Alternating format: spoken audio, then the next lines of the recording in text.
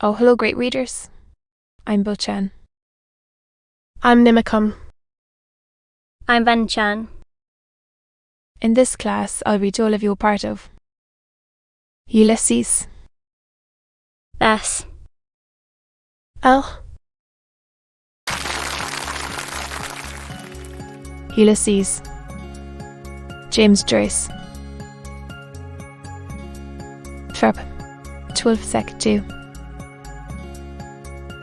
And by that way went the herds innumerable of bow withers and flushed ewes and shearling, lambs and lambs and stubble geese and medium steers and roaring maize and polled cuffs, and long wolves and store sheep and cuffs prime springers and culls and sow pigs and becken hogs and the various different varieties of highly distinguished swine and Angus heifers and pulley bullocks of immaculate pedigree together with prime primated mulch goats and beeves, and there is ever heard a trampling, hackling, roaring, blowing, bleating, bellowing, ambling, grunting, champing, chewing, of sheep and pigs, and he viewed kind from pasturelands of Luscomrish and Carrick wines, and from the streamy vales of Thomond, from the Midgelicties reeks the inaccessible and lordly and the unfathomable, and from the gentle declivities of the place of the race of Carr, there it is distended with superabundance of milk and butts of butter and rennets of cheese, and farmers' firkins and targets of lamb and cranocks of corn and oboe eggs in great hundreds, various in size, the gate with this done. So we turned into Barney Carnans, and there, sure enough, was the citizen up in the corner having a great comfort with himself and that bloody mangy mongrel, Caruan, and he waiting for what the sky would drop in the way of drink. There he is, says I, in his glory hole, with his Crisky lawn and his load of papers, working for the cause. The bloody mongrel let a grouse out of him would give you the creeps. Be a gulper work of mercy if someone would take the life of that bloody dog. And told for a fact he ate a good part of the breeches offer. Constabulary men and sundry that came round one time with a blue paper about it. License. Stand and deliver. Sissy. That's all right. Citizen. Says Joe. Friends here. Pal. Friends. Sissy. What's your opinion of the times? Doing the rappery and worry of the hill. But be good. Joe is equal to the occasion. I think the markets are on a rise, says he, sliding his hand down his fork. Foreign wars is the cause of it. It's the Russians wish to tyrannies. Oh well. Give over your bloody cutting. Joe, says I. I've a thirst on me I wouldn't sell for half a crown. Give it a name. Citizen, says Joe. Wine of the country, says he. What's yours? Says Joe. Did a Macinus be? Says I. 3 pints. Tay, says Joe. And how's the old heart? Citizen, says he. Never better. A char, says he. What curry? Are we going to win? Oh.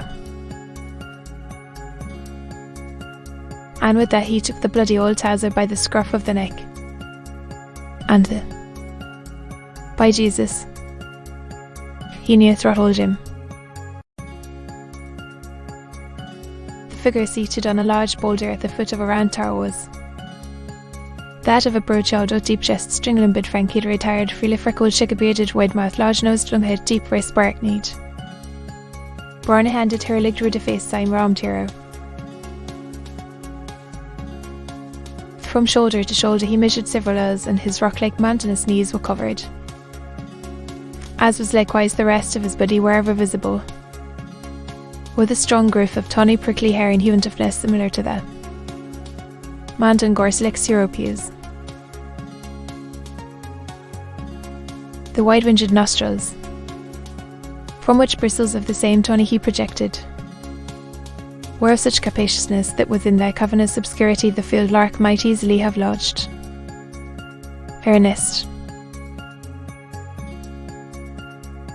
The eyes in which a tear and a smile strove ever for the mastery were of the dimensions of a good-sized cauliflower.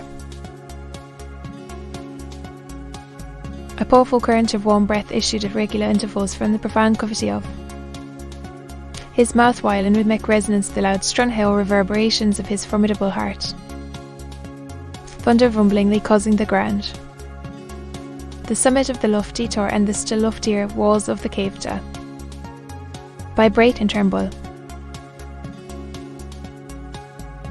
He wore a long unsleeved garment of recently flayed oxide reaching to the knees in illuscult, and this was bound about his middle by a girdle of plaited straw and rushes. Beneath this he wore shoes of deerskin, roughly stitched with gut. His nether extremities were encased in balbriggan buskins dyed in lichen purple, feet being shod with brocks of sooted kide laced with the windpipe of that same beast. From his girdle hung a row of sea stones which jingled at every movement of his. Potent as frame, and on these were graven with rude yet striking out the tribal images of many Irish heroes and terrains of antiquity. Cuchulainn, Conn of 100 battles, Niall of 9 hostages, Brian of Kincora, the Audrey Malachi, At MacMurra, Shane O'Neill, Father John Murphy, Owen Rowe, Patrick Sarsfield, Red Hugh O'Donnell, Red Jim McDermott, Sogarth Eirjan O'Graney, Michael Dwyer, Francie Higgins, Henry Joe McCracken, Goliath, Horace Wheatley, Thomas Conniff, Big Orpington, the village blacksmith, Captain Moonlight, Captain Bogot, Dante Alighieri, Christopher Columbus,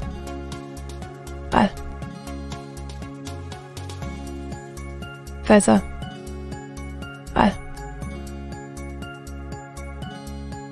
Brendan, Marshall McMahon, Shirley Magny, Theobald Wolfstone, the mother of the Maccabees, the last of the Mohicans, the Rose of Castile, the man for Galway, the man that broke the bank at Monte Carlo, the man in the gap, the woman who didn't, Benjamin Franklin, Napoleon Bonaparte, Johnel,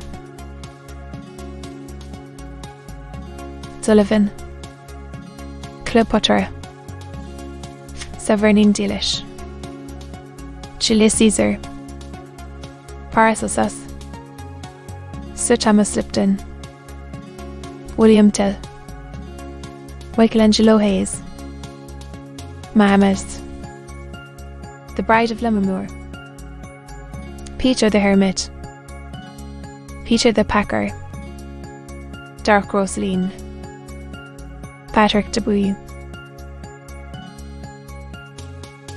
Shakespeare, Brian Confucius, Muratoc Gutenberg, Patricio Velasquez, Captain Nemo, Tristan and Isolde, The First Prince of Wales, Thomas Cookinson, The Bold Soldier Boy, Arno Pog, Dieter Bin, Ludwig Beethoven, The Klingbon, Wadley Healy, Angus the Cuddy, Tallimant, Sidney Parade, Penhoff, Valentine Greatrakes, Adam and Eve, Arthur Wellesley, Muskoker, Herodotus, Jack the Giant Killer, Gautama Buddha, Lady Godiva, The Lily of Killiney, Valor of the Evil Eye, The Queen of Sheba, Akin Eggold, Joan Eggle, Alison Joe Volta, Jeremiah O'Donovan Van Risser, Don Philip O'Sullivan Bear, A couched spear of acuminated granite rested by him while at his feet reposed a savage animal of a canine tribe whose stertorous cusps announced that he was sinking. Uneasy slumber, a supposition confirmed by hoarse growls and spasmodic movements which his master repressed from time to time by tranquil symbols of a mighty cudgel rudely freshened out of Paleolithic stone. Soaring out he bore out the 3 pints Joe was standing and beagled the sight nearly. Left my eyes when I saw him lend out a quid. Well, as true as I'm telling you, a good-looking sovereign. And there's more where that came from, says he. Were you robbing the poor bucks, Joe? Says I.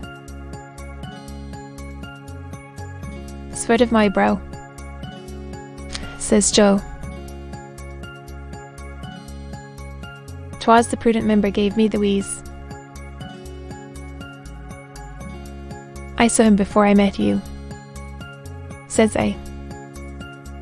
Sloping around by Pill Lane and Greek Street with his God's account in Apple. The guts of the fish.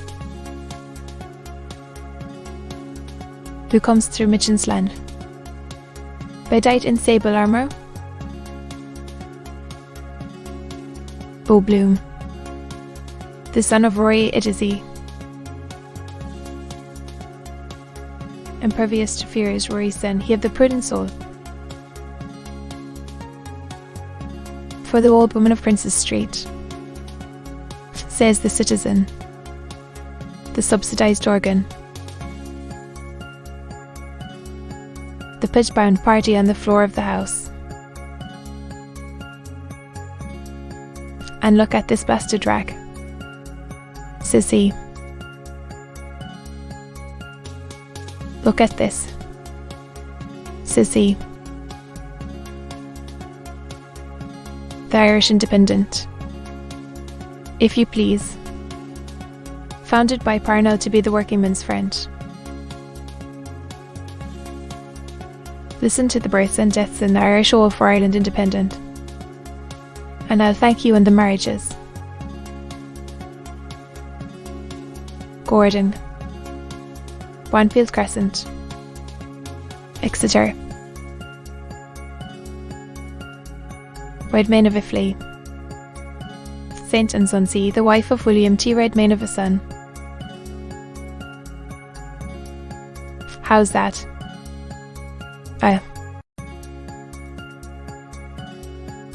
White and Flint. Vincent and Gillett to Rotha Marion, daughter of Rooster and the late George Ufford Gillett. 179 Clapham Road. Stuckwood. Claywood in Midstale at St. Jude's. Kensington by the Very Reverend Dr. First. Dean of Worcester.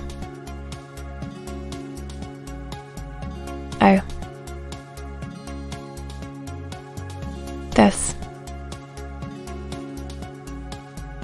Bristol. At Whitehall Lane. London Car. Stoke Newington. Of gastritis and heart disease, Cockburn. At the Moat House. Chidstow. I know that fellow, says Joe.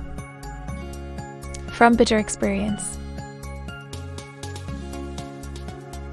Cockburn. Dempsey. Wife of David Dempsey.